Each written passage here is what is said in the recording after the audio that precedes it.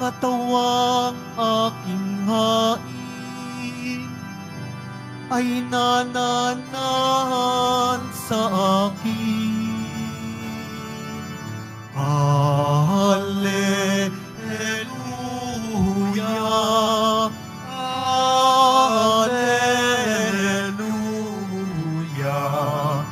Alleluia, Alleluia, Alleluia.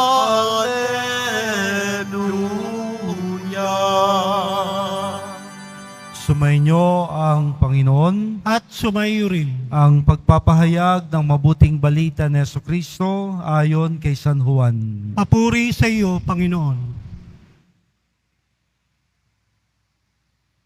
Noong panahong yun, nagtalo-talo ang mga Hudyo. Paanong may bibigay sa atin ng taong ito ang kanyang laman upang kanin natin? Tanong nila. Kaya't sinabi ni Jesus, tandaan ninyo, malibang kanin ninyo ang laman ng anak ng tao at inumin ang kanyang dugo, hindi kayo magkakaroon ng buhay. Ang kumakain ng aking laman at umiinom ng aking dugo ay may buhay na walang hanggan at muli ko siyang bubuhayin sa huling araw. Sapagkat ang aking laman ay tunay na pagkain at ang aking dugo tunay na inumin. Ang kumakain ng aking laman at uminom ng aking dugo ay nananahan sa akin at ako ay nabubuhay dahil sa kanya. Gayun din naman, ang sinumang kumain sa akin ay mabubuhay dahil sa akin. Ito ang pagkain bumaba mula sa langit.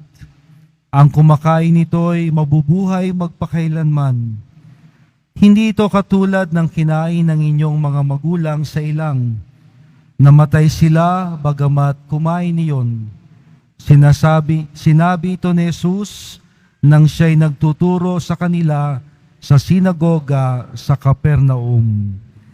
Ang mabuting balita ng ating kaligtasan. Pinupuri ka namin, Panginoong Hesukristo. Magsiupo muna tayong lahat. Happy Easter pong muli sa ating lahat. Magandang hapon po at ating ipagpasalamat na tayo'y muling nakabalik at nakapagdiriwang ng ating debosyon sa mahal na pong Jesus Nazareno. Palakpakan po natin siya.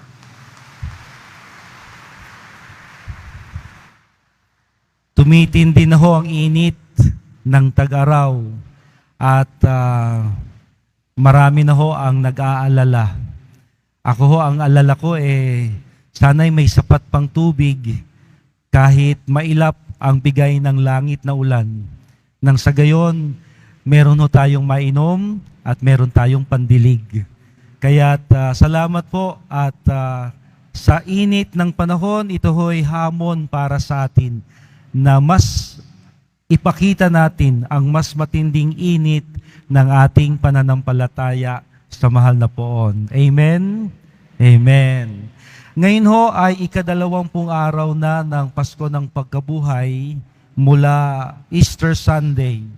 Binibilang ko ho, hindi sa ako'y naiinip o nagmamadali, kundi upang tayo ho'y mapaalalahanan na sa 40 araw ng Pasko ng Pagkabuhay, 40 days, para hong Lenten season. Easter season is also 40 days, plus 10.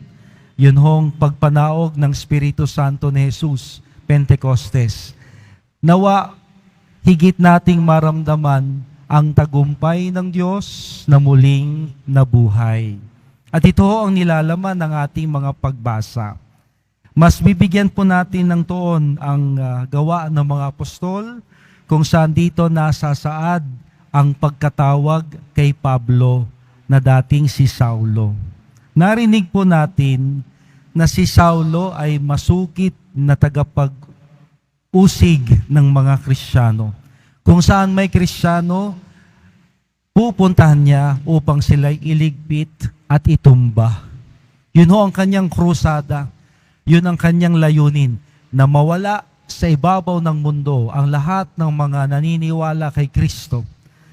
Hindi ko alam kung saan niya hinuhugot ang galit sa mga Kristiyano. Ngunit, sa isang pagkakataon na di niya inaakala, on his way to Damascus, marami akong nagtatanong, siya ba'y nakasakay sa kabayo o naglalakad? Dahil ang teksto ay tahimik, di na ho natin pag-uusapan yan. Ang mas mahalaga, nang siya'y papunta sa Damasco upang itumba ang mga Kristiyano, napakita ang Panginoong Hesukristo.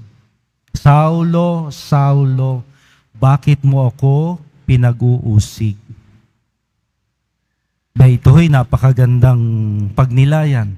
Kasi sa mga katagang itong narinig ni Saulo, pinatutunayan ng tinig na siyang nagsasalita ay nakikiisa sa mga Kristiyanong inuusig.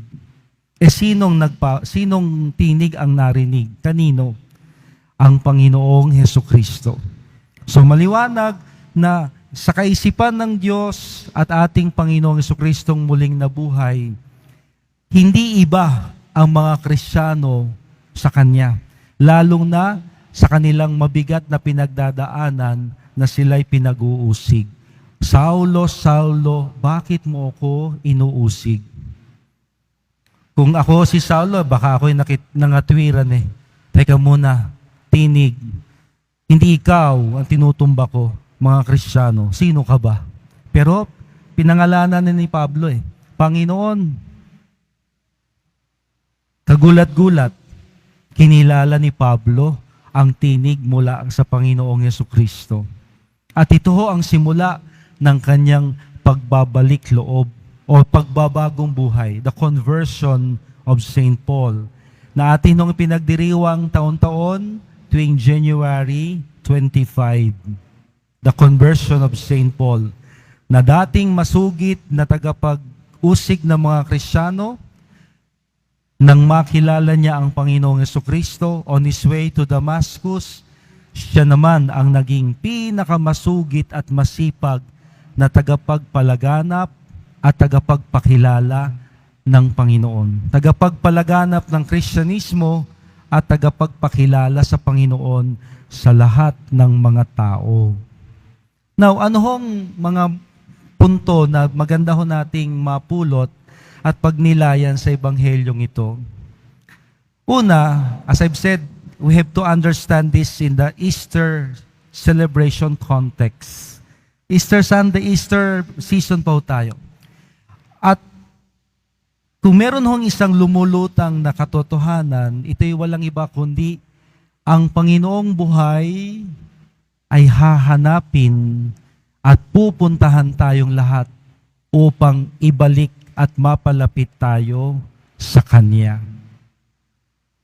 Ito ho ang ginawa ng Panginoong Hesus na muling nabuhay. Ang mga alagad nagtatago sa silid, pinuntahan niya. Ang mga alagad papuntang Emmaus, sinabayan niya. Yung mga apostol magpupunta sa lawat para mangisda, pinuntahan niya. At si Pablo, na dating si Saulo, papuntang Damasco upang usigin ng mga Kristiyano, pinuntahan niya upang magpakita sa Kanya. Ito ho ang tatak ng Panginoong muling nabuhay. Hahanapin niya tayo at pupuntahan tayo, lalapitan tayo upang tayo naway mapalapit din sa Kanya. Paul could have refused God's initiative. Pero ho, ang kagandahan kay Pablo, kay Saulo, tinanggap niya ang pagpapakilala sa kanya ng Panginoong Hesus at ito ang kanyang niyakap, kaya't siya'y naging apostol ng Panginoon liban pa sa 12 hinirang. He is also an apostle, but not of the 12. Di ho pwede maging 13. 12 lang talaga, plus 1. At si Pablo po ang kinikilalang apostol para sa lahat ng mga pagano. Now, ano hong mensahe nito para sa atin? As I've said, ang Panginoong muling nabuhay, pupuntahan tayo at lalapitan tayo upang ilapit tayo sa Kanya. Sana ho, hindi na tayo magpakalayo-layo pa sa Panginoon. Kasi kung ito rin naman pala ang ating hangganan, at ito rin pala ang ating katapusan, we cannot run away from God. Di tayo pwedeng magtago kay Lord. Magkulong man kayo sa CR, alam niya ginagawa niyo. Magkubli man tayo sa dilim, alam ng Panginoon ang ginagawa niyo. Kung ngayon, nagte-text lang kayo, ayaw niyo makinig, alam ng Panginoon ang pinagkakaabalahan niyo. Hilala po tayo ng Diyos, alam ng Panginoon ang kanyang gagawin upang tayo'y puntahan, hanapin, at nang tayo'y mapalapit na muli sa Kanya. Kaya wag na ho tayong magpakalayo-layo. Wag na nating ihiwalay ang sarili pa sa Kanya. Kung siya rin pala ang ating hangganan at katapusan. Kasi pwede nating gawing katwiran. Hahanapin naman pala ako ni Lord Eh di magpakalayo-layo muna ako. Mag-enjoy muna ako sa buhay. Total, pupuntahan naman pala niya ako kahit ako nasa bar, kahit ako'y nasa casino, kahit ako'y nasa motel. Pupuntahan naman pala ako ni Lord Tiyak ho, ang Panginoon may gagawin. Ngunit wag na ho nating ilayo pa ang ating sarili sa Kanya. Nang sa gayon, higit na malalim ang ugnayang mabubuo sa Panginoong bumangon sa hukay, sa libingan, para sa atin at dahil sa atin. Ito ho ang lagi niyang paanyaya. Lumapit kayo sa akin, kayong nabibigatan, at kayo bibigyan ko ng kapahingahan. Na kung hindi man natin paunlakan ang kanyang paanyaya, siya mismo ang gagawa ng paraan upang tayo'y lapitan at bigyang kagaangan anumang ating kabigatan. Dalawa, si Pablo po ang naging pinakamasipag sa lahat ng mga apostol, sunod kay San Pedro. Kaya ho, in many churches, we will always see Saints Peter and Saint Paul. Kasi ho, sila ang haligi ng simbahan.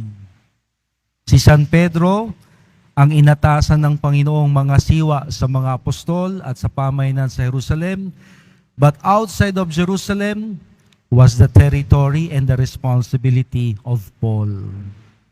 Kaya ho, ang buong mundo ay nasa kamay at pangangasiwa ng dalawang apostol, San Pedro at si San Pablo.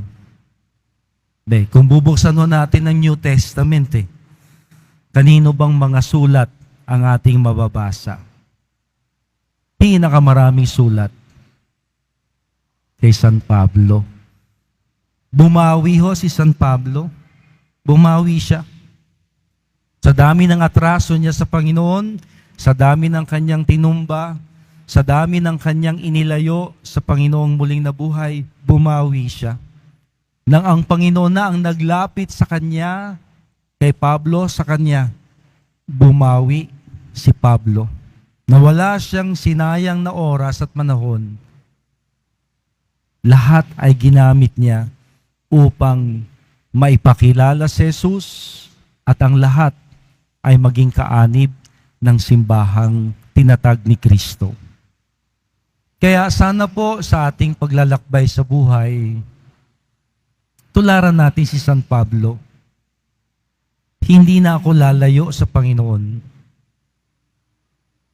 At ngayon na tayo'y nasa harap ng Diyos, sa tuwing tayo ay pinapakitaan ng Diyos, pinaparamdaman niya. Niligtas tayo sa sakuna, pinagpala tayo sa pagkagipitan, nakaahon tayo sa utang, pumasa tayo sa board exam. Bawi. Bumawi tayo sa Diyos. Suklian natin ang kabutihan niya. At higitan natin ang lahat ng ating pagtalikod at pagkukulang sa Kanya. Sa gayong paraan, naipakilala ni Pablo na buhay ang Diyos na si Jesucristo. Nagpakilala sa Kanya, inilapit siya sa Kanya, at siyang ipinakikilala niya sa lahat hanggang sa huling sandali ng kanyang buhay. Pag-isipan ho natin, tanungin natin ang ating mga sarili.